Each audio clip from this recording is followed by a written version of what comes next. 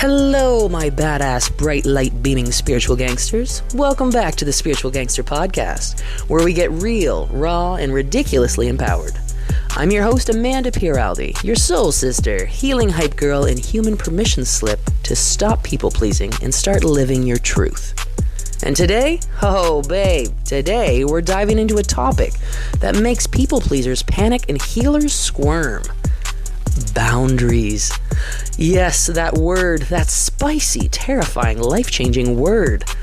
Listen, if just hearing the word boundaries made your nervous system twitch, same. But stick with me, because we're about to flip the script. Boundaries aren't walls. They're not mean. They're not selfish. Boundaries are sacred. And if no one has told you this today, you're allowed to take up space. You're allowed to say no.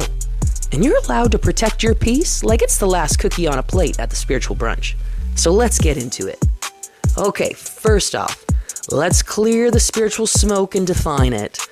A boundary is a line that protects your energy, your time, your values, and your nervous system from being hijacked by someone else's chaos.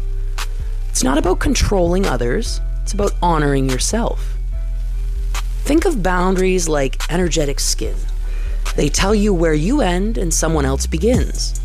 And let me tell you, if your boundaries are paper thin, everything starts to bleed together. Other people's opinions, their drama, their projections, their can you just, and I know you're busy, but hard pass. When you don't have boundaries, you turn into an emotional sponge, and not the cute kind, the crusty kitchen sponge that smells like burnout and resentment.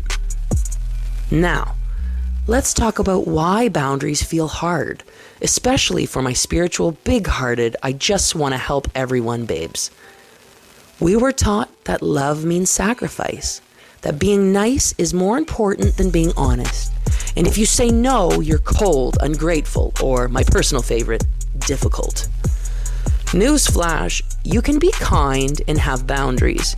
You can be spiritual and say no. You can be loving and still leave the damn group chat. Boundaries don't disconnect you from others.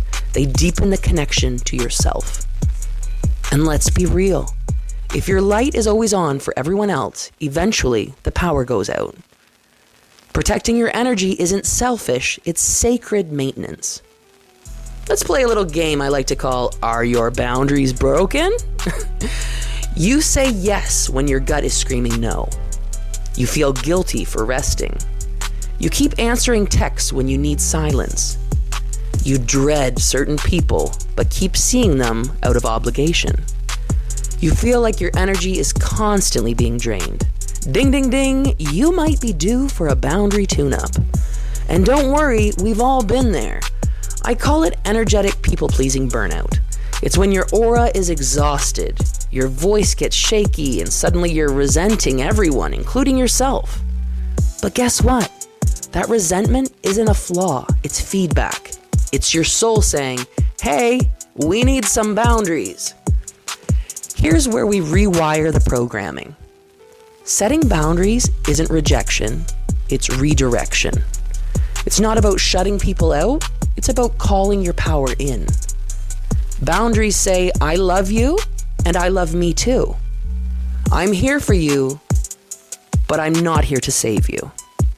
My time matters, my energy matters, my no is sacred. And if someone gets offended by your boundary, that's okay. Their discomfort isn't your responsibility. Let me say that louder for the people in the back. You are not responsible for how others respond to your boundaries. If your boundary ruins the relationship was built on your compliance, not your truth. And we're not doing that anymore. Okay? Let's make this juicy and practical. Here are some go-to spiritually aligned boundary phrases that still let you keep your halo intact.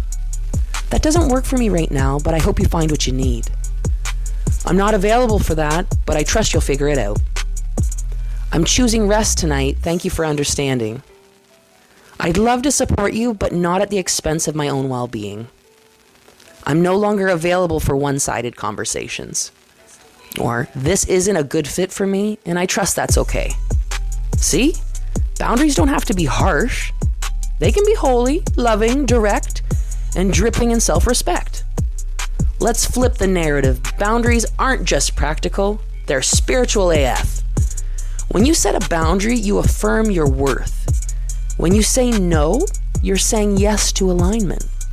When you protect your energy, you amplify your impact. Boundaries are how your spirit says, I take myself seriously. They create the container for your magic to flourish. Because let's be honest, unboundaried spiritual people are often exhausted, scattered, and resentful.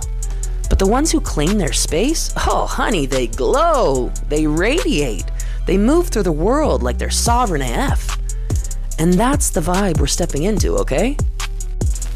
You know that I love a good toolkit, so here's your boundary setting starter pack. The pause button. When someone asks you something, say, let me get back to you, and actually think about whether it feels aligned. The mirror mantra. Look at yourself and say, my energy is sacred. I don't owe access to anyone. There's the nervous system check-in. If your body tightens up, that's a no, full stop. The energetic audit.